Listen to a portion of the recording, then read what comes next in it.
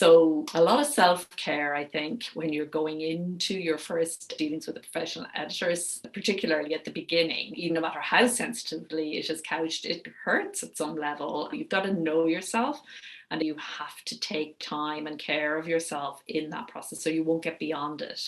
And you can trust that after you've done it once or twice, it stops hurting, actually. Digital publishing has enabled extraordinarily beautiful covers, but it isn't really the function of a cover to be beautiful. That is all very well, but if it doesn't work as a cover, if it doesn't do the billboard thing, then it's a failure, no matter how beautiful the cover is. So from that point of view, I think there is no rush here. That's what I always try to impart for people who are starting out. You feel like you're in a hurry.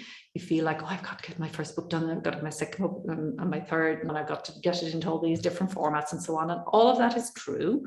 You do need to do all that if you're going to have a successful indie author business, but you don't need to do it all at once. People hear from other people, I didn't buy your book because it was only $2.99. I just assumed it would be really good. And then people who think pricing is all about being cheaper go, that's crazy. Nobody does that, but they actually do. And so people have very different relationships with money, and you need to get clear about your genre and where your typical readers fall around that. After your first book, you're suffering from what I call postnatal mania. You have this new baby and you want everybody to know about it. You're super excited and you don't behave like the average human being in those weeks. And that's fine. It's completely understandable. You have done something amazing, which is actually bring a book into publication. It's really huge.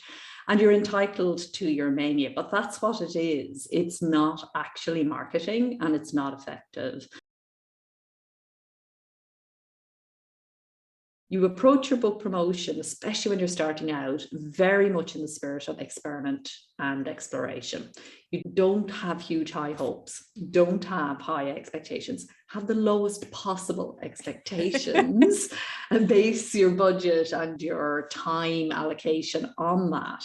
I would say that my overall just general comment is indie authors are pricing too low.